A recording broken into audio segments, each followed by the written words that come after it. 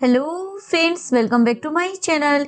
ये इस ड्रामे के हिंदी एक्सप्लेनेशन का पार्ट 2 है, तो चलिए वीडियो को स्टार्ट करते हैं। नेक्स्ट सीन में जीहू रिम को किस करने के लिए जा ही रहा होता है। तभी यूरिम आकर उसे बोलती है, अभी तक मेरी बहन ने अपना मुंह साफ नहीं किया है। वो बोलता है कोई बात नहीं और वहाँ से जाने लगता है। यूरिम उसे बोलती है, रुको जरा, मैं तुम्हें ठीक से किस करना सिखा देती हूँ। ये बोलकर वो जियो को पैशनेटली किस करने लग जाती है, जिसके बाद जिन्यू भी उसे किस करता है और उसे बोलता है, क्या मैंने ठीक किया? सिहोन एक्सपेरिमेंट में अपनी जगह किसी और लड़के को लाना चाहता था, इसलिए वो सभी लड़कों को देखने के लिए जाता है, मगर वो सारे लड़के परफेक्ट होते हैं। सिहोन को तो डर लगने लग जाता है, कहीं रिम सच में से किसी एक को इसमें से पसंद न कर ले। लेकिन फिर वो सोचता है, ये सब कुछ तो मैं एक्सपेरिमेंट के लिए कर रहा हूँ। ये सोचकर वो फाइनली एक लड़के को पसंद कर लेता है, जिसका नाम वॉन होता है। इसके बाद वॉन अपना भविष्य जानने के बहाने रिम से मिलता है। थोड़ी देर ही उससे बात करने के बाद वॉन को तो वो बहुत ही ज्यादा पसंद आ जाती है, इसलिए वो उसे पूछता है, क्या तुम मेरे साथ डेट पर चलोगी? तो वो भी इस पर हाँ बोल देती है। अगले दिन वो दोनों डेट पर जाते हैं। सियोन भी चोरी छुपे उन दोनों का पीछा कर रहा होता है। पहले तो वो इन दोनों की मूवी डेट को खराब कर देता है। उसके बाद ये दोनों जब किसी कैफे में जाते हैं तो रिम यहाँ पर जोर जोर से हंस रही होती है। सियोन को तो जेलसी हो रही थी, इसलिए वो वोन पर कॉफी गिरा देता है। नेक्स्ट सीन में इन दोनों को पता चल जाता है कि कोई उनका पीछा कर रहा है, जिसके बाद ये दोनों भागते हुए पुलिस स्टेशन तक पहुंच जाते हैं और पुलिस वाले आकर सिहोन को पकड़ लेते हैं। जैसे ही वो पुलिस वाले से बात कर कर बाहर आता है तो वो जिन्यू को कॉल कर कर बोलता है, वोन को एक्सपेरिमेंट से हटा दो, मैं फिर से एक्सपेरिमेंट का हिस्सा बनना चाहता हूँ। ये बोलने के बाद वो फिर से उन दोनों के पीछे आता है और वोन को बोलता है, अपना हाथ से दूर हटा ले, और वो रिम का हाथ पकड़कर उसे अपने साथ ले जाने लगता है। वॉन कहता है, डॉक्टर सिहोन, ये कैसा बिहेव कर रहे हैं आप? और रिम को पता चल जाता है कि ये दोनों भी एक दूसरे को जानते हैं। नेक्स्ट सीन में वो उसकी क्लास लगा रही होती है। ओ, तो तुमने ही वॉन को मेरे साथ डेट पर जाने के लिए भेजा था ताकि मैं उसे पसंद करने लगूं। क्या तुम मरे जा रहे हो मुझसे पीछा छिड़वाने के लिए, जो तुमने ये हरकत भी कर दी? सिहोन बोलता है, हाँ मैंने ऐसा किया क्योंकि मैं तुमसे दूर होना चाहता था, लेकिन जब मैंने तुम दोनों को साथ में देखा तो मुझे बहुत ही ज्यादा गुस्सा आया और मैं जेलस होने लगा क्योंकि मैं तुम्हें पसंद करता हूँ और मैं ये बिल्कुल भी नहीं देख सकता कि तुम किसी और के साथ हो। रिम उसे बोलती है, तुमने जो आज हरकत की है ना, उससे तुम मुझे और भी ज्यादा नापसंद आने लगे हो। उस दिन तुमने मुझसे जवाब मांगा था ना, तो मेरा जवाब नो है, तुम मुझे बिल्कुल नापसंद हो। इतना ही नहीं, उसने उसके यहाँ से एडवाइजर की जॉब छोड़कर फिर से अपनी फॉर्चून टेलर का काम शुरू कर दिया था। इधर सिहोन अपनी डायरी में लिख रहा होता है, रिम ने मुझे कहा कि वो मुझे पसंद नहीं करती, पर लड़कियों की नाम में ही हाँ होती है। इसका मतलब ये है कि वो मुझे पसंद करती है, पर फिलहाल वो अभी थोड़ा भाव खा रही है। उसके बाद वो रिम के पास जाकर उसे बोलता है, आज रात मैं तुम्हारे कैफे में पार्टी रखना चाहता हूँ। वो मना कर देती है, मैं अपने कस्टमर को खुद चुनती हूँ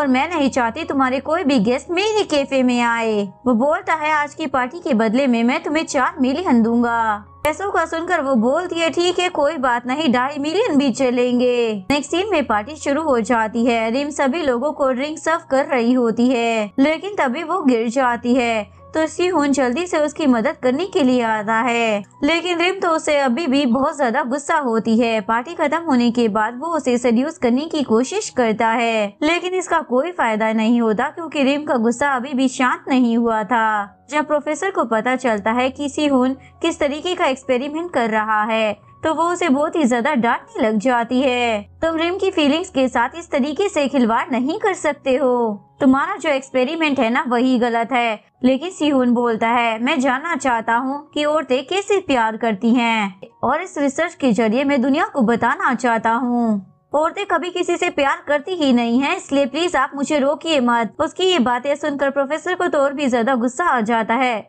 मैं समझ सकती हूँ कि तुम इसको लेकर काफी ज्यादा सीरियस हो, पर लास्ट में तुम पछताना मत। इधर सी चैन रिम के साथ मैजिक शो देखने के लिए गया होता है। एक्चुअली में वो सच में रिम को बहुत ही ज्यादा पसंद करता था और वो चाहता था रिम भी उसे पसंद करे, लेकिन तभी कबाब में हड्डी सिहोन भी वहाँ पर पहुँच जाता है। जैसे ही मैजिक शो शुरू होता है तो सिहोन से बोलता है, ये सिर्फ साइंस है, दुनिया में मैजिक जैसा कुछ भी नहीं होता।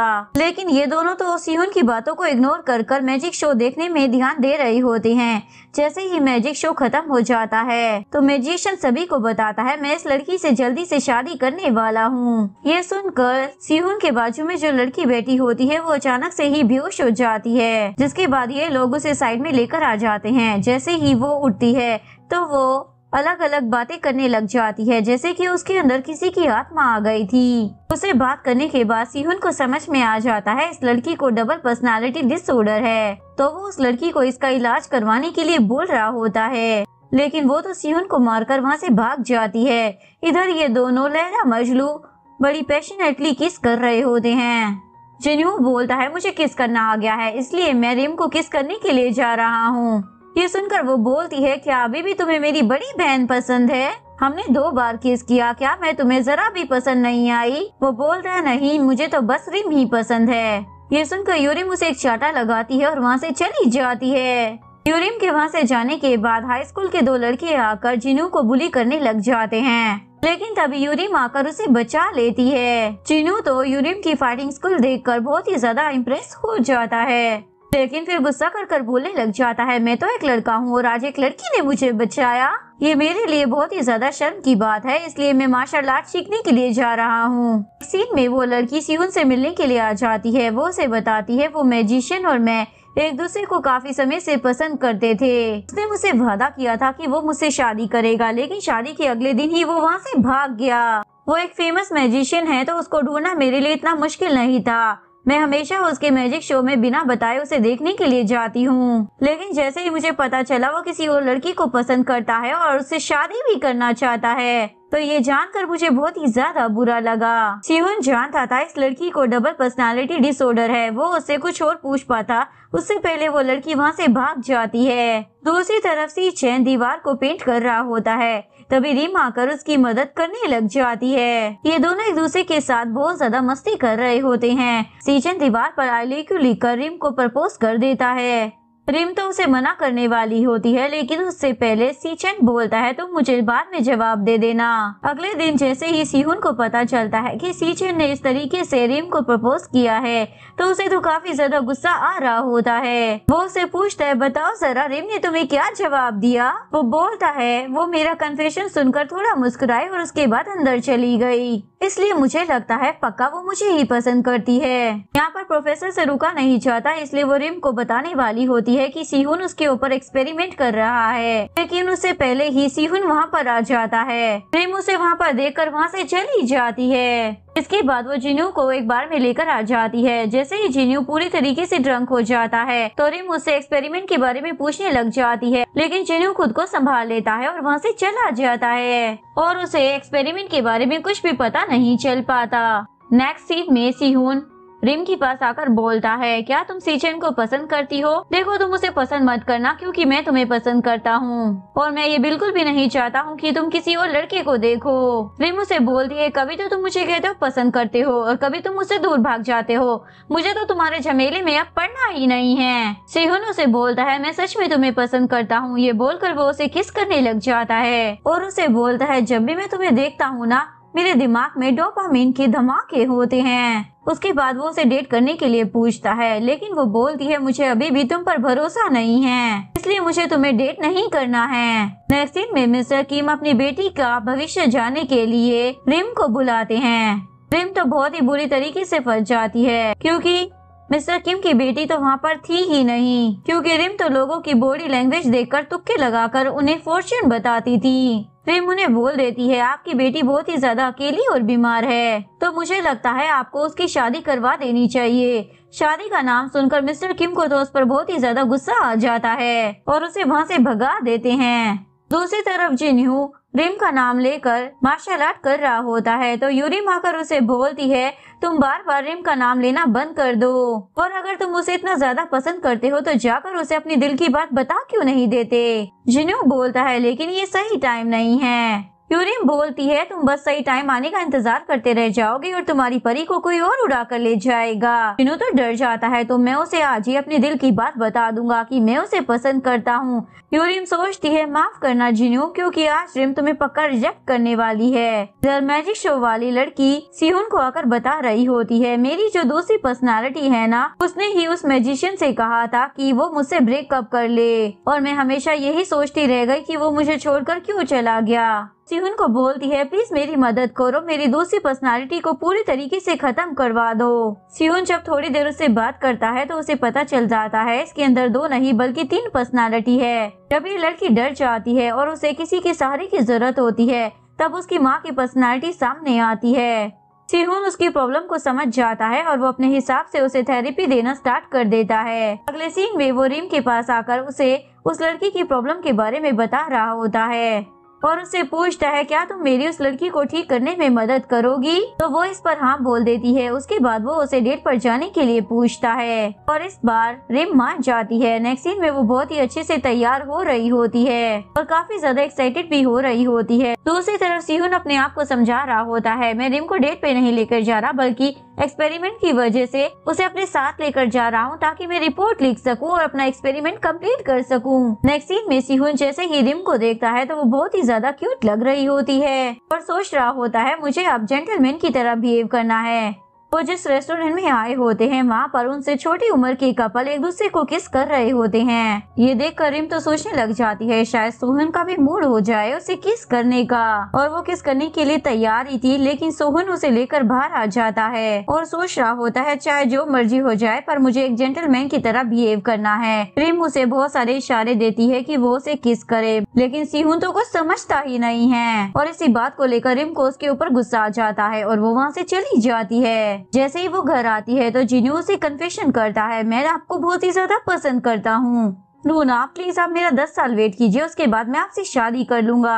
वो बोलती है मुझे तुम जैसे क्यूट बेबी पसंद नहीं है, तुम मेरे टाइप के बिल्कुल भी नहीं हो। ये सुनकर वो रोते हुए वहाँ से चला जाता है। अगले दिन सोहिन उस लड़की को ठीक करने की कोशिश कर रहा होता है तभी उसके हाथ पर इंक गिरता है और उसे अपने बचपन का ट्रॉमा याद आ जाता है। वो रिम से पूछता है क्या तुम मेरे साथ अम्यूजमेंट पार्क चलोगी, क्योंकि ये सब कुछ अम्यूजमेंट पार्क से ही शुरू हुआ है। लेकिन रिम उसे मना कर देती है क्योंकि पिछली वाली डेट की वजह से वो अभी भी सिहुन से गुस्सा थी। वो बोलती है मुझे तुम पर बिल्कुल भी भरोसा नहीं है, क्या पता क्योंचू की तरह तुम मुझ पर भी एक्सपेरिमेंट कर रहे हो। ये सुनकर सिहुन बोलता है मैंने तुम्हें पहले भी कहा है मैं तुम पर कोई एक्सपेरिमेंट नहीं कर रहा हूँ।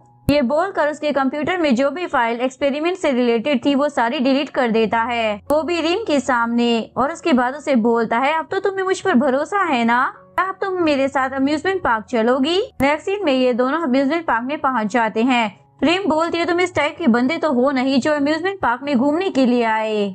वो बोलता है बस मेरा मन कर रहा था। जिसके बाद रिम खाना लेने के लिए गई हुई होती है। सिहुन अकेला बैठा हुआ होता है तभी आइसक्रीम पिघलकर उसके हाथ पर गिर जाती है और उसे अपने बचपन से रिलेटेड बातें याद आने लग जाती है। जब वो छोटा था ना तब वो अपनी मोम के साथ इसी तरह से अम्यूजमेंट पार्क में आया करता था और उसकी मोम उसे ऐसे ही छोड़कर चली गई थी। तब उसके हाथ में आइसक्रीम होती है जो कि पिघल रही होती है एंड वो अपनी मोम को बुला रहा होता है और इसी वजह से सिहुन औरतों पर लव एक्सपेरिमेंट कर रहा होता है क्योंकि वो अपनी मोम को जानना चाहता था। जैसे ही रिम उसके पास आती है तो सोह्यून रो रहा होता है। वो उसे पूछती है तुम्हें क्या हो गया है, लेकिन जब वो उसे कुछ भी नहीं बताता तो वो उसे प्रोफेसर के पास लेकर आ जाती है। प्रोफेसर को उसकी प्रॉब्लम के बारे में सब कुछ पता होता है। सिहुन बोलता है उस टाइम पर मैं 6 साल का था जब वो मुझे छोड़कर चली गई थी। उस टाइम पर मुझे लगता था शायद मैंने ही कोई गलती की होगी जो मुझे छोड़कर चली गई, लेकिन जैसे ही मैं बड़ा हुआ मुझे समझ में आ गया कि वो मुझे अपने स्वार्थ के लिए छोड़कर गई थी। उसे बस मेरी रिस्पॉन्सिबिलिटी लेने से भागना था। जिन्हों को जब पता चलता है कि सिहुन और रिम एक दूसरे को डेट कर रहे हैं, वो यूरिम को बोलता है ये बिल्कुल भी सही नहीं है। रिम बहुत ही ज्यादा खतरे में है क्योंकि सिहुन बिल्कुल भी अच्छा लड़का नहीं है। इधर सिहुन रिम से पूछ रहा होता है जिनू और सीचेन दोनों ही तुम्हें पसंद करते हैं। बताती है जिनू को तो मैंने सीधे सीधे मना कर दिया है, लेकिन सीचेन मेरा अच्छा फ्रेंड है तो मैं उसे ठीक से मना नहीं कर पाई। सिहुन बोलता है तुम उसे झूठी उम्मीद में मत रखो, अगर वो तुम्हारे पीछे पड़ा रहा मैं तो जेलस ही हो जाऊंगा, इसलिए तुम उसे सीधे सीधे मना कर दो। इधर जिनू यूरिम को बोल रहा होता है सिहुन तुम्हारी बहन से प्यार व्यार नहीं करता है बल्कि वो तो उस पर लव एक्सपेरिमेंट कर रहा है। जिसके बाद वो अपनी बहन को आकर ये बात बता देती है। सीहुन तुमसे कोई सच्चा प्यार नहीं करता, बल्कि वो तुम पर एक्सपेरिमेंट कर रहा है। बोलती है हाँ मुझे पता है, वो मेरी पर्सनालिटी और आइडियल टाइप जानने के लिए मुझ पर एक्सपेरिमेंट कर रहा है। ये सुनकर यूरिम तो वहाँ से चली ही जाती है। उसके बाद ये दोनों फोन पर बातें कर रहे होते हैं। रिम उससे उसके पहले प्यार के बारे में पूछने लग जाती है। सीहुन बताता है जब मैं 6th क्लास में था ना, तब मुझे एक लड़की से प्यार हुआ था। वो मेरे साथ दोस्ती करना चाहती थी क्योंकि मैं बहुत ही ज्यादा स्मार्ट हूँ, पर सच ये नहीं था, पूरे स्कूल के लड़के उसके पीछे पड़े हुए थे। मैं ही अकेला उसे भाव नहीं देता था, जिससे उसका ईगो हर्ट हो गया। वो दोस्ती करने के लिए मेरे पास आई। बेसिकली मैंने उसे भाव नहीं दिया। इस बात का वो बदला लेना चाहती थी, जिसके लिए उसने ये प्लान बनाया कि वो मुझे अपने प्यार के जाल में फंसाकर मुझे छोड़ देगी। पर इंटरेस्टिंग बात यह है कि मैं उसके झांसे में आया ही नहीं, जिसके बाद वो लड़की मुझसे और भी ज्यादा चिढ़ने लग गई। रिम बोलती है इसका मतलब मैं ही तुम्हारा पहला प्यार हूँ, और उसे गाना गाने के लिए बोलने लग जाती है। लेकिन सीहुन बोलता है मेरी आवाज बिल्कुल भी अच्छी नहीं है, पर फिर भी वो रिम का मन रखने के लिए उसके लिए गाना गा ही देता है। अगले दिन रिम सीचन से मिलने के लिए आती है और उसे साफ मना कर देती है। मैं तुम्हारे प्रपोजल को एक्सेप्ट नहीं कर सकती क्योंकि मुझे सीहुन पसंद है। ये सुनकर वो तो शौक ही हो जाता है। भले ही तुम मुझे पसंद मत करो, पर अपने लिए उसे मत चुनो, वो बहुत ही ज्यादा बुरा है। लेकिन वो उसकी बात बिल्कुल भी नहीं सुनती। नेक्स्ट सीन में रिम का टेस्ट फिर से लिया जा रहा होता है, जहाँ पर उसे इन तीनों लड़कों की फोटो दिखाई जा रही होती है, जिसमें जिनू लास्ट आता है और सीचन सेकंड नंबर पर और फर्स्ट नंबर पर सीहुन। ये देखकर सीहुन तो बहुत ही ज्यादा खुश हो रहा होता है।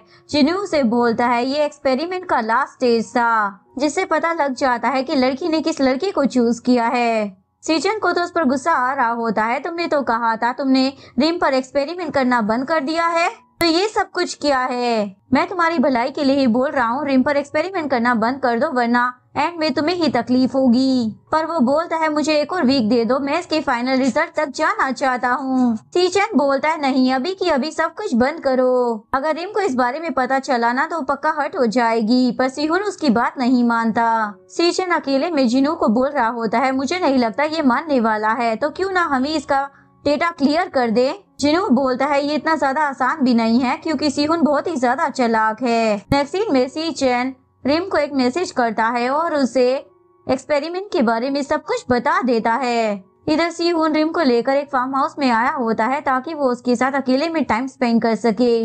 रिम के फोन पर सीचन के बार बार मैसेज आ रहे होते हैं। ये देखकर वो उसे बोलता है तुम इन मैसेज को मत देखना, वो बस फालतू में ही तुम्हें ऐसे ही मैसेज भेज रहा होगा। अगर तुमने इससे बात की ना मैं तुमसे जेलस हो जाऊंगा। ये सुनकर रिम अपने फोन को साइड में रख देती है। रात में रिम सीहुन को सारी बातें बता देती है जो भी उसके बारे में वो सोचती थी। लेकिन अगले दिन वो सीचन का मैसेज को रीड कर लेती है और उसे भी एक्सपेरिमेंट के बारे में पता चल जाता है। दूसरी तरफ जिनू भी यूरिम को एक्सपेरिमेंट के बारे में सब कुछ बता देता है। हम तीनों तुम्हारी बहन पर एक्सपेरिमेंट कर रहे हैं। वो बोलती है अच्छा तो तुम ये कहना चाहते हो 3 लड़के मिलकर एक लड़की को अपने प्यार के जाल में फंसा रहे हैं, यानी सच में वो उस लड़की को पसंद नहीं करते हैं, मगर ऐसा नाटक करते हैं कि वो उसे पसंद करते हैं ताकि वो जान सके कि आखिर में वो लड़की किस वाले लड़के को चूज करती है। और तुम तीनों लड़के मिलकर ये गंदा नाटक मेरी ही बहन के साथ कर रहे हो।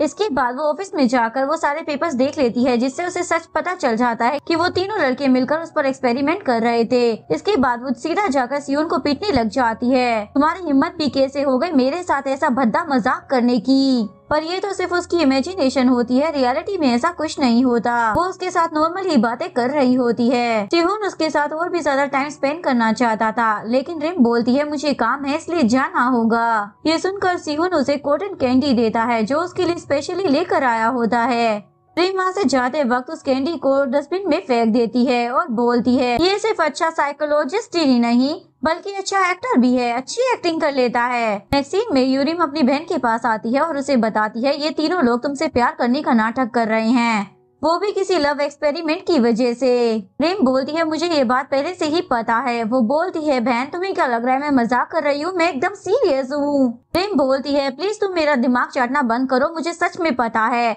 कि वो लोग मुझ पर एक्सपेरिमेंट कर रहे हैं। नेक्स्ट सीन में रिम इन दोनों लड़कों की क्लास लगा रही होती है।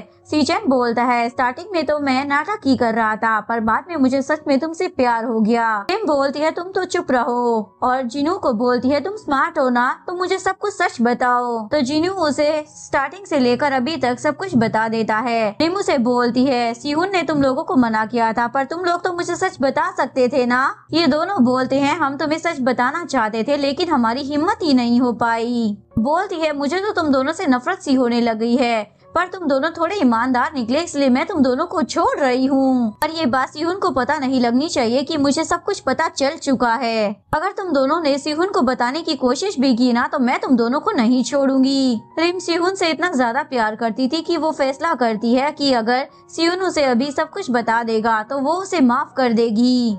इसीलिए वो सिहुन से बात करने के लिए जाती है। वो उसे बहुत सारे इशारे भी देती है कि सिहुन उसे एक्सपेरिमेंट के बारे में बता दे, पर सिहुन उसे कुछ भी नहीं बताता।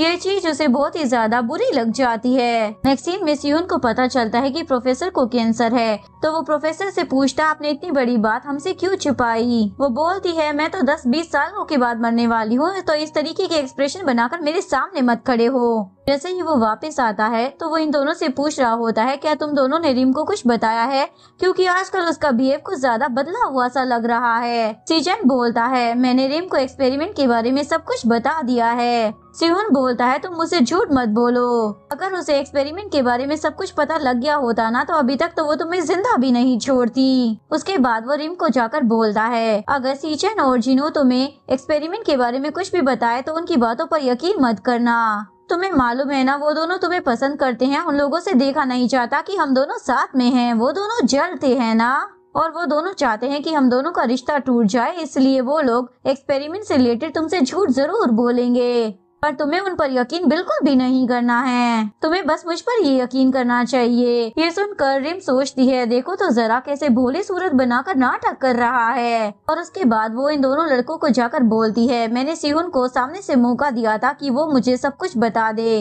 अब मुझे उसे देखकर बिल्कुल भी लगता नहीं है कि वो मुझे खुद से कुछ बताने वाला है। मैं उसकी मेडिसिन उसे ही खिलाऊंगी। वो मुझे अपने प्यार के जाल में फंसाकर मेरा एक्सपेरिमेंट के लिए यूज कर रहा है ना, तो मैं भी ऐसा ही करूंगी।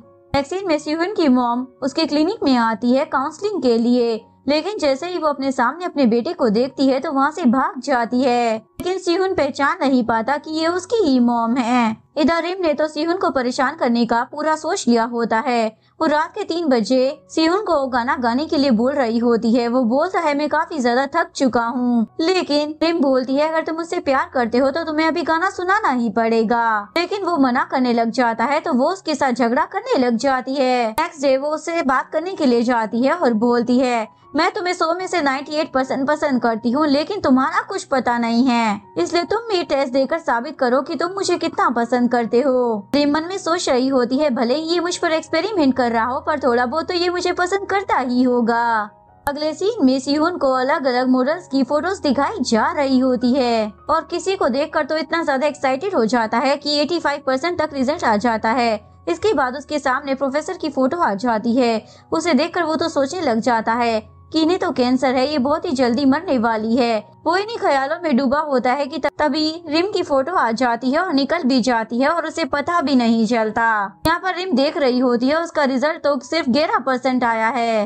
इसका मतलब ये है कि ये मुझे बिल्कुल भी पसंद नहीं करता, एक्सपेरिमेंट की वजह से बस मुझसे प्यार करने का नाटक कर रहा है। इसलिए वो गुस्सा होकर वहाँ से चली जाती है और डिसाइड करती है कि वो सिहुन से बदला लेकर ही रहेगी। इसलिए वो एक जीसू नाम की लड़की को हायर करती है, जो कि दिखने में बहुत ही ज्यादा ब्यूटीफुल होती है। रिम उसे सारा काम समझा रही होती है कि उसे क्या करना है, और जीसू साइकोलॉजी की स्टूडेंट होती है और ऊपर से सिहुन की फैन भी थी। जैसे ही रिम को ये बात पता चलती है कि ये सिहुन की फैन है, तो उसे बिल्कुल भी अच्छा नहीं लगता। वो सोच रही होती है नाटक के चक्कर में सिहुन इसे सच में पसंद न करने लगे। जीसू से बोलती है, मैं ये काम करने के लिए बिल्कुल तैयार हूँ। नेक्स्ट सीन में जीसू सिहुन से बात करने के लिए जाती है, जहाँ पर ये दोनों थीसिस के बारे में बात कर रहे होते हैं। जाने से पहले जीसू सिहुन का नंबर मांगती है, लेकिन वो देने से मना कर देता है। रिम जो कि दूर से ये सब कुछ सुन रही थी, वो तो बहुत ही ज्यादा खुश हो जाती है, लेकिन जैसे ही जीसू उससे ईमेल आईडी मांगती है तो वो खुशी खुशी दे देता है। ये देखकर रिम को उस पर बहुत ही ज्यादा गुस्सा आ जाता है। मुझे तो मालूम ही था ये एक नंबर का कुत्ता है। सीन में जीसू सियोन को मैसेज कर नीचे मिलने के लिए बुला रही होती है। मैं आपके घर के सामने ही खड़ी हूँ। पहले तो सियोन नहीं आता, लेकिन जब देखता है कि उसके साथ रिम भी खड़ी है वो पूरा गेम समझ जाता है। वो उसके पास जाकर उसे बोलता है, देखो मैं किसी और को पसंद करता हूँ और वो लड़की बहुत ही ज्यादा अच्छी है, इसलिए तुम मेरा पीछा करना छोड़ दो। ये बोलकर वो अंदर चला जाता है। अंदर जाने के बाद वो इन दोनों को फिर से देख रहा होता है। सोचता है, लगता है कि मैं रिम के टेस्ट में पास हो गया हूँ। अगले सीन में जैसे ही रिम अपने कैफे में आती है तो वो देखती है प्रोफेसर किस तरीके से सीचेन को देख रही है। वो समझ जाती है कि प्रोफेसर सीचेन को पसंद करती है। ये सारी बातें वो अपनी छोटी बहन को बता रही होती है। यूरिम बोलती है, पर इन दोनों के बीच में तो बहुत ही बड़ा एज गैप है। रिम बोलती है, फिर भी इन दोनों की बॉन्डिंग बहुत ही ज्यादा अच्छी है। दूर से ये सारी बातें जिनू ने भी सुन ली होती है और वो जाकर सीधा ये सारी बातें सियोन को बता देता है, लेकिन सियोन को तो इससे कोई फर्क ही नहीं पड़ रहा था। नेक्स्ट डे सीचेन और प्रोफेसर बाहर वॉक के लिए जा रहे होते हैं तो सिहोन सीचेन को पैसे देता है ताकि वो प्रोफेसर को ट्रीट दे सके। नेक्स्ट सीन में रिम सीचेन की फीलिंग्स को जानना चाहती थी, इसलिए वो उसे पूछती है, तुम्हें प्रोफेसर कैसी लगती है? वो बोलता है, प्रोफेसर तो बिल्कुल मेरी आंटी जैसी है, इसलिए मैं उनका अच्छे से ध्यान रखता हूँ। ये सुनकर रिम समझ जाती है प्रोफेसर का ये एक तरफा प्यार है। सीचेन उसे अपने हाथों से फ्रूट खिलाने लग जाता है। तभी सियोन वहाँ पर टपक पड़ता है। ये सब देखकर वो गुस्सा होकर वहाँ से जाने लगता है। रिम उसे अपनी बात समझाने के लिए उसके पीछे आती है। सिहोन बोलता है, तुम्हारे लिए मेरा रिजल्ट 11% आया, इसी वजह से तुम मुझसे नाराज हो ना? मैंने कितनी बार तुमसे माफी मांगने की कोशिश की, पर तुमने मुझे माफ करने की बजाय मुझे टॉर्चर किया, और इसके लिए तो तुमने उस जीसू को भी हायर कर लिया ताकि तुम ये देख सको कि मैं किसी दूसरी खूबसूरत लड़की को देखकर पिघलता भी हूँ या नहीं। इस बार तुमने सच में सारी हदें पार कर दी हैं। ये बोलकर वो वहाँ से चला जाता है। नेक्स्ट सीन में सियोन की मॉम सियोन के पास काउंसलिंग के लिए आती है, पर सियोन को पता नहीं था ये उसकी मॉम है। सियोन की मॉम बोलती है, आजकल मेरे पति के साथ मेरे झगड़े और भी ज्यादा बढ़ गए हैं, इसी वजह से मैं रात में सो भी नहीं पाती हूँ। तो यहाँ पर सियोन के डैड के बारे में भी बताने लग जाती है। मेरे एक्स हस्बैंड के साथ भी मेरे बहुत ही ज्यादा झगड़े हुआ करते थे, क्योंकि हम दोनों की पर्सनालिटी आपस में मैच ही नहीं होती थी। इसी वजह से मैंने उनसे डिवोर्स ले लिया। मेरा एक बेटा भी था और मैंने उसे भी छोड़ दिया, लेकिन मुझे अपने बेटे के साथ ऐसा नहीं करना चाहिए था। नेक्स्ट सीन में सियोन को इंटरव्यू के लिए किसी रेडियो स्टेशन में बुलाया गया होता है। इंटरव्यू के लास्ट में वो अपने सर पर फूल रखकर रिम को कन्फेस करने लग जाता है, मैं तुम्हें बहुत ही ज्यादा पसंद करता हूँ। उसके इस कन्फेशन को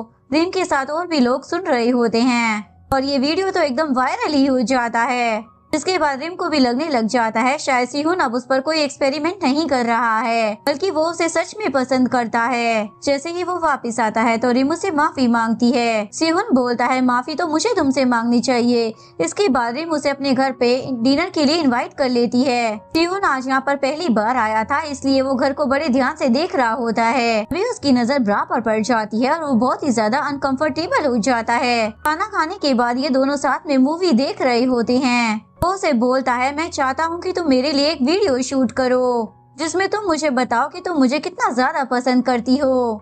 ये सुनकर रिम सोचती है, जिन्होंने उसे बताया था एक्सपेरिमेंट के दूसरे फेज जो शूट होता है, यानी कि ये अभी भी मुझ पर एक्सपेरिमेंट कर रहा है, इसलिए वो तुरंत उसे मना कर देती है। मैं ऐसा कुछ भी नहीं करना चाहती हूँ। तो वो जिद करने लग जाता है तो रिम भी बोल देती है, चलो फिर ब्रेकअप ही कर लेते हैं। नेक्स्ट सीन में सिहोन की मॉम फिर से काउंसलिंग के लिए आती है। आज ये दोनों एक दूसरे से काफी अच्छे से बात कर रहे होते हैं। सिहोन को भी उनसे बात कर काफी ज्यादा अच्छा लग रहा होता है। सियोन से मिलने के बाद उसकी मॉम रिम से मिलने के लिए जाती है और वो उसे अपने बेटे सियोन के बारे में पूछने लग जाती है। जब उनके मुंह से गलती से सियोन का बचपन वाला नाम निकल जाता है तो रिम समझ जाती है कि ये तो उसकी मॉम है। वो उनसे कुछ पूछ पाती इतने में ही वो वहाँ से भाग जाती हैं। रिम ये बात बताने के लिए सियोन के पास जाती है, लेकिन सियोन तो उसे इग्नोर ही मार देता है क्योंकि वो उससे उस ब्रेकअप की वजह से नाराज होता है। रिम सोचती है, लगता है इस बार मैंने इसे सच में बहुत ही ज्यादा हर्ट कर दिया है, इसलिए वो अपने ईगो को साइड में रखकर उससे माफी मांगती है। सियोन भी उसे माफी मांगने लग जाता है, मुझे भी तुम्हें उस वीडियो को लेकर फोर्स नहीं करना चाहिए था, और वो दोनों फिर से पैचअप कर लेते हैं। रिम सोचती है, आजकल मैं कुछ ज्यादा ही ओवर थिंकिंग करने लग गई हूँ, मुझे उस एक्सपेरिमेंट के बारे में इतना भी नहीं सोचना चाहिए। इधर सियोन सोच रहा होता है एक्सपेरिमेंट का दूसरा फेज यहाँ से शुरू होता है। नेक्स्ट सीन में सिहोन रिम को एक टेस्ट देने के लिए बोलता है जिसके लिए वो खुशी खुशी मान जाती है। सिहुन जैसे ही उसका पेपर चेक करता है तो उसका रिजल्ट 104 आया होता है। वो बोलता है 135 लव का स्कोर है, मुझे कैसे भी कर रिम को 135 तक लाना ही पड़ेगा, तभी जाकर मैं एक्सपेरिमेंट के तीसरे फेज को पूरा कर पाऊंगा। दूसरी तरफ सीजन को जैसे ही पता चलता है कि प्रोफेसर उसे पसंद करती है, उसके बाद से वो प्रोफेसर को इग्नोर करना शुरू कर देता है, जिस वजह से वो काफी ज्यादा सैड हो जाती है। रिम भी दूर से ये बात नोटिस कर लेती है, इसलिए वो उससे पूछती है क्या आप सीजन को सच में पसंद करती हैं? वो बोलती है तुम्हें कैसे पता चला, तुम्हारी इंट्यूशन तो सच में बहुत ही ज्यादा स्ट्रॉन्ग है। हाँ मैं उसे पसंद करती हूँ, पर हम दोनों के बीच में 40 साल का इतना बड़ा एज गैप है। मुझे हमेशा ही डर लगता है अगर किसी को इस बारे में पता चला तो वो मेरे बारे में क्या सोचेगा, इसलिए मैं नहीं चाहती थी कि मैं ये बात किसी और को बताऊं। सीजन के लिए मेरे मन में जो फीलिंग है मैं उसे सीक्रेट रखना चाहती थी। वो बोलती अगर आपके बारे में सभी लोगों को पता भी चल गया ना तो कोई भी आपके बारे में गलत नहीं सोचेगा, इसलिए आप इस बारे में टेंशन मत लीजिए। नेक्स्ट सीन में वो सीजन को आकर बोलती है मुझे माफ करना, मुझे लगा प्रोफेसर तुम्हें पसंद करती है, पर ऐसा तो कुछ भी नहीं है। एक्चुअली मेरी में ऐसी बातें इसलिए बोल रही थी ताकि सीजन प्रोफेसर को इग्नोर करना छोड़ दे और वो पहले की तरह उनके साथ ही रहे। इधर यूरिम पहले जियो के पीछे पड़ी होती है और अब जीहू उसके पीछे पड़ा था। यूरिम जहाँ पर भी काम करने के लिए जाती थी, जिनू उसके पीछे वहीं पर टपक जाता है। यूरिम तो उससे परेशान हो जाती है, प्लीज तुम मेरा पीछा करना छोड़ दो। वो बोलता है मैं तुम्हें पसंद करता हूँ, इसलिए मैं तुम्हें अपनी नजरों के सामने देखना चाहता हूँ, तो मैं तो तुम्हारा पीछा करना नहीं छोड़ने वाला। नेक्स्ट डे सियुन की मॉम रिम से मिलने के लिए आती है और वो उसे सारा सच बता देती है। मैं सियुन की मॉम हूँ और काउंसलिंग के बहाने अपने बेटे से मिलने के लिए आती थी। 1 महीने के बाद मैं फिर से अमेरिका वापस जा रही हूँ, क्या मेरी तुम एक छोटी सी मदद कर सकती हो? मुझे सियुन के साथ लंच करना है। रिम भी उसे मना नहीं कर पाती। नेक्स्ट डे वो सियुन को लेकर किसी रेस्टोरेंट में आ जाती है जहाँ पर सियुन की मोम पहले से ही बैठी हुई होती हैं। रिम उन्हें बोलती है क्या इत्तेफाक है और उन्हीं के साथ बैठ जाती है। खाने के टाइम पर सियुन की मोम उससे बहुत सारे सवाल पूछने लग जाती है, तुम ठीक से खाना तो खाते हो ना? तुम्हें बार बार जुकाम हो जाता है, तुम उसकी दवाई तो ले लेते हो ना? और अभी जो तुम काम कर रहे हो उसमें तुम्हें खुशी तो मिलती है ना? सियुन भी उनके सारे सवालों का जवाब दे रहा होता है।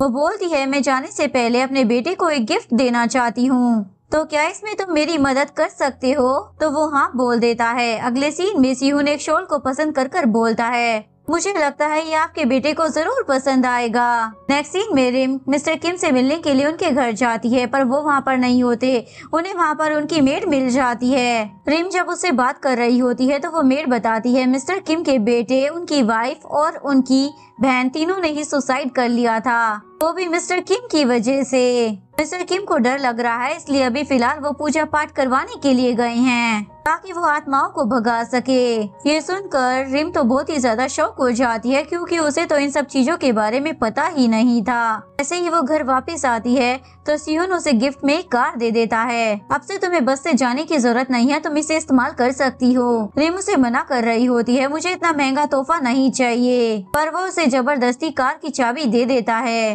नेक्स्ट सीन में वो सोच रहा होता है औरतों को पैसे तो बहुत ही ज्यादा पसंद आते हैं, एक्सपेरिमेंट का दूसरा फेज मैं बहुत ही जल्दी खत्म कर दूंगा। वो ये सारी बातें अपनी रिपोर्ट में लिख रहा होता है। एक्सपेरिमेंट खत्म होने के बाद रिम तो मुझे छोड़ ही देगी। वो मुझे छोड़े उससे पहले अपने दिल में से मुझे उसके लिए सारी फीलिंग्स को खत्म करना होगा ताकि आगे चलकर मुझे बिल्कुल भी हर्ट ना हो। नेक्स्ट सीन में मिस्टर किम को अपने सपने में उनकी मरी हुई फैमिली दिखाई देती है, जिसकी वजह से वो काफी ज्यादा डर जाते हैं। उसके बाद वो अगले दिन सियुन और रिम के पास मदद मांगने के लिए आते हैं। सियुन सोच रहा होता है मिस्टर किम की वजह से वो लोग इस दुनिया में नहीं रहे, इसलिए मैं समझ सकता हूँ कि इन्हें अब कैसा लग रहा होगा। वो उन्हें बोलता है आप मेंटली बीमार है। ये सुनकर मिस्टर किम को तो काफी ज्यादा गुस्सा आ जाता है, तो तुम ये कहना चाहते हो मैं पागल हूँ? ये बोलकर वो वहाँ से चले जाते हैं। नेक्स्ट सीन में सियुन रिम के लिए अपने हाथों से टेस्टी सा खाना बनाता है, पर खाना बनाने के टाइम पर उसकी उंगली में चोट लग गई होती है। रिम उसे बोलती है तुम मेरे लिए कितना कुछ कर रहे हो, पर बदले में मैंने तो तुम्हारे लिए कुछ भी नहीं किया है। मैं तुम्हें कुछ देना चाहती हूँ, तो बताओ तुम्हें क्या चाहिए? लेकिन वो मना कर देता है। लेकिन तभी रिम सोचती है सियुन ने उसे बोला था कि वो उसके लिए वीडियो शूट करे। इसके बाद सियुन अपने ऑफिस में आकर सोच रहा होता है वो रिम को रिबन वाले पेड़ पर चढ़ाकर उससे आई लव यू बुलवाएगा।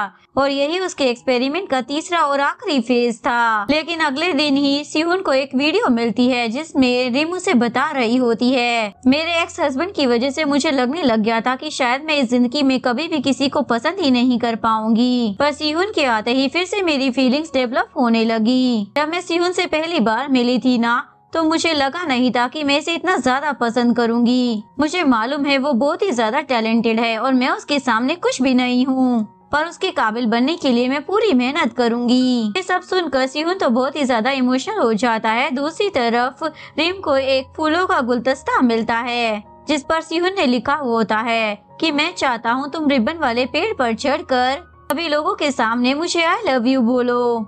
ये सब पढ़कर वो सोच रही होती है जिन्होंने उसे बताया था। एक्सपेरिमेंट के आखिरी फेज में लड़की जिस भी लड़के को पसंद करती है उसके लिए वो रिबन वाले पेड़ पर चढ़कर उसका नाम लेते हुए जोर जोर से उसे आई लव यू बोलती है। रिम सोचती है इसका मतलब सिहुन अभी भी मुझ पर एक्सपेरिमेंट कर रहा है। अभी सिहुन भागा हुआ वहाँ पर आता है और उसे बोलता है उस कार्ड को रीड मत करना। रिम उसे बोलती है एक्सपेरिमेंट के बारे में मुझे काफी दिनों पहले ही पता चल गया था। मैं तुमसे इतना ज्यादा प्यार करती थी, मैंने सोचा कि तुम मुझे एक्सपेरिमेंट से खुद से बताओगे और मुझसे माफी मांगोगे, पर इस बार तुमने सच में हद पार कर दी है। बुके जो तुमने मेरे पास भेजा है इसके जरिए तुम मुझसे एक्सपेरिमेंट का आखिरी टास्क करवाना चाहते हो ना, ताकि बाद में तुम मुझे छोड़ सको। क्या तुमने हमेशा ही मुझे एक एक्सपेरिमेंट सब्जेक्ट की तरह देखा है? ये बोलकर वो गुस्से में अंदर चली जाती है। नेक्स्ट डे जैसे ही रिम अपने कैफे में जाती है तो सियुन से बात करने के लिए आता है, लेकिन वो उसे इग्नोर मार देती है। सियुन से बोलता है हमें मिस्टर किम के केस के बारे में इन्वेस्टिगेट करने के लिए जाना होगा ताकि हमें सही प्रॉब्लम का पता चल सके। रिम इसके लिए मान जाती है, पर वो उसकी कार में नहीं जाती, बस से जाती है। अगले सीन में वो अकेले ही मिस्टर किम के सेक्रेटरी से पूछ रही होती है आखिरकार मिस्टर किम के परिवार ने ऐसा कदम क्यों उठाया। वो बताता है मिस्टर किम चाहते थे कि उनका बेटा अब्रॉड जाकर किसी अच्छी सी यूनिवर्सिटी में पढ़ाई करे, मगर उसे तो एक के-पॉप आइडल बनना था। मगर मिस्टर किम ने उसकी मर्जी के खिलाफ उसे इंग्लैंड के किसी बोर्डिंग स्कूल में भेज दिया। ये सब कुछ वो सहन नहीं कर पाया क्योंकि वो बहुत ही ज्यादा आजाद ख्यालों का था, इसलिए उसने खुद को ही खत्म कर दिया। और जब ये बात मिस्टर किम की वाइफ को पता चली कि उसका बेटा इस दुनिया में नहीं रहा, तो उन्होंने तो अपने आप को नशे में डुबा लिया, जिसके बाद उन्होंने भी वही कदम उठाया और मिस्टर किम ने अपनी बहन की शादी उसकी मर्जी के खिलाफ किसी अमीरजादे से करवा दी थी। वो लड़का एक नंबर का अयाशीबाज था और वो भी इसी तरीके से चल बसी। नेक्स्ट सीन में रिम ये सारी बातें आकर सिहुन को आकर बता देती है। ये बोलकर वो वहाँ से जा रही होती है। सिहुन उसे रोक कर बोलता है भले ही मैंने तुम पर एक्सपेरिमेंट किया हो, पर मेरी जो फीलिंग्स तुम्हारे लिए थी वो एकदम जेन्युइन थी। मैं तुम्हें सच में पसंद करता हूँ। लेकिन रिम को तो सब कुछ झूठ लग रहा होता है। नेक्स्ट डे मिस्टर किम फिर से उनसे मिलने के लिए आते हैं और उन्हें अपने किए पर बहुत ही ज्यादा पछतावा हो रहा होता है। उसके बाद वो अपनी बेटी से मिलने के लिए जाते हैं। अब मिस्टर किम नहीं चाहते थे उसके फैमिली के बाकी मेंबर्स के साथ जो कुछ भी हुआ अब वो उसकी बेटी के साथ भी हो, इसलिए वो अपनी बेटी से माफी मांगने लग जाते हैं। तो उसकी बेटी भी उसे तुरंत माफ कर देती है। नेक्स्ट सीन में सियुन की मोमो से मिलने के लिए आती है और वो उसे वही वाला शॉल देती है, तो सियुन भी समझ जाता है कि यही उसकी मॉम है। वो बोलती है जब मैंने तुम्हारा आर्टिकल रीड किया ना तो मुझे तुमसे मिलने का मन हुआ, इसीलिए मैं काउंसलिंग के बहाने तुमसे मिलने के लिए आती थी। लेकिन सिहुन तो इस बात से इतना ज्यादा शॉक था, वो बोलता है मैडम मुझे माफ करना, अभी के लिए मुझे जाना होगा। वो अपने ऑफिस में आके बहुत ही ज्यादा परेशान हो रहा होता है, लेकिन वो खुद को बोलता है मैं इस तरीके से परेशान नहीं हो सकता, मैं खुद एक साइकोलॉजिस्ट हूँ, तो मुझे अभी के लिए शांत रहना होगा। नेक्स्ट सीन में रिम सिहुन को फोन करती है और उसे बोलती है मैंने तुम्हें बुलाने की बहुत ही ज्यादा कोशिश की, तुमने मेरे साथ इतना ज्यादा गलत किया, पर फिर भी मैं तुम्हें पसंद करती हूँ, तो चलो हम दोनों डेट पर चलते हैं। के बाद रिम सियुन के साथ बाहर जाती है, जहाँ पर सियुन बहुत ही ज्यादा खुश होता है। जब वो लोग वापस आते हैं तो रिम उसे सिंड्रेला की बुक देकर बोलती है अब नाटक खत्म। सियुन को कुछ भी समझ नहीं आता। वो बोलती है मैं अभी तक तुम्हारे साथ नाटक कर रही थी, तुमने मेरे साथ इतना कुछ गलत किया, फिर भी तुम्हें लगता है कि मैं तुम्हें पसंद करूंगी। तुम जो इतने महीनों से मेरे साथ नाटक कर रहे थे ना, मैंने बस वो नाटक आधे दिन तक किया, बताओ जरा तुम्हें कैसा लग रहा है। और वो उसे उसकी कार की चाबी लौटाकर बोलती है मुझे तुम्हारे पास से कोई भी चीज नहीं चाहिए, मैं कल ही इस शहर को छोड़कर जा रही हूँ ताकि मैं फिर से नॉर्मल हो सकूं। अब मुझे तुम्हारी शक्ल नहीं देखनी है, इतना बोलकर वो वहाँ से चली जाती है। वो सोचता है क्या सच में रिम मुझे छोड़कर जा रही है, और उसे बचपन की सारी बातें फिर से याद आने लग जाती है। वो सोचता है पहले मेरी मोम ने मुझे छोड़ दिया और अब रिम भी मुझे छोड़कर जा रही है, पक्का जरूर इसमें मेरी ही गलती होगी। वो ये सोचकर इतना ज्यादा ड्रिंक कर लेता है कि जब जिनू वहाँ पर आता है तो वो उसे बेहोशी की हालत में मिलता है। अगले दिन मिस्टर किम ने इन दोनों को मिलने के लिए बुलाया होता है। वो उन दोनों को बोलते हैं मैं अपनी लड़की के लिए एक लड़का पसंद करना चाहता हूँ, तो मुझे तुम दोनों की राय चाहिए। ये दोनों लड़कों की फोटोज देखकर अपनी अपनी सलाह दे रहे होते हैं। मिस्टर किम रिम को बोलते हैं अगर इनमें से कोई लड़का तुम्हें पसंद है तो मुझे बता दो, मैं जुगाड़ करवा दूंगा। रिम बोलती है इसकी कोई जरूरत नहीं है क्योंकि मैं आज ये शहर को छोड़कर जा रही हूँ। मेरी सीनियर ने मुझे कहा है कि वो मुझे फॉर्चून टेलिंग के बारे में ट्रेनिंग देंगे और ट्रेनिंग खत्म होने के बाद वो हमेशा के लिए मुझे ऑस्ट्रेलिया भेज रही है। मैंने उनके ऑफर को एक्सेप्ट कर लिया है और मुझे नहीं लगता कि मैं ऑस्ट्रेलिया से यहाँ पर कभी वापस आऊंगी। नेक्स्ट सीन में रिम अपना सामान बांधकर चली जाती है। जैसे ही सोहन को इस बारे में पता चलता है तो वो उसे रोकने के लिए आता है, पर तब तक तो रिम वहाँ से जा चुकी होती है। इसके बाद रिम अपने सीनियर के यहाँ पर आ जाती है। यहाँ पर वो फॉर्चून टेलिंग का काम कर रही होती है। बाहर से तो वो नॉर्मल दिख रही होती है, पर जैसे ही वो अकेली होती है तो सिहुन की फोटो को देखकर उसे याद करने लग जाती है। दूसरी तरफ सिहुन भी रिम को काफी ज्यादा मिस कर रहा होता है और इस चक्कर में उसने खाना पीना सोना सब कुछ छोड़ दिया था। दूसरी तरफ सीचन को प्रोफेसर की प्रॉब्लम के बारे में पता चल गया था और उसे ये भी पता था कि प्रोफेसर उसे अभी भी पसंद करती है, पर अब उसे इस बात से बिल्कुल भी फर्क नहीं पड़ता था। वो उनका काफी अच्छे से ध्यान रख रहा होता है और वो चाहता था कि प्रोफेसर ऑपरेशन करा ले ताकि वो लंबा जी सके।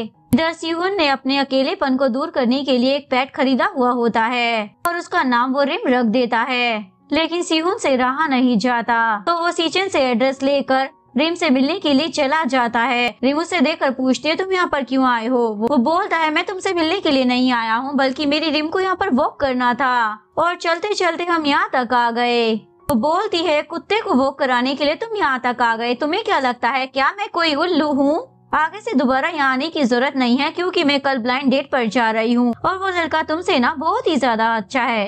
ये सुनकर सोहिन तो वहाँ से चला जाता है। रिम ने तो उसे ब्लाइंड डेट वाला झूठ बोला होता है। अगले सीन में ये तीनों किसी रेस्टोरेंट में गए होते हैं। सीजन जब किसी काम की वजह से बाहर जाता है तो ये दोनों किस करना शुरू कर देते हैं। जब सीजन वापस आता है तो रेस्टोरेंट की ओनर उसे बोलती है तुम उन दोनों को रोको क्योंकि लोग उन्हें देखकर शर्म की मारी रेस्टोरेंट छोड़कर भाग रहे हैं।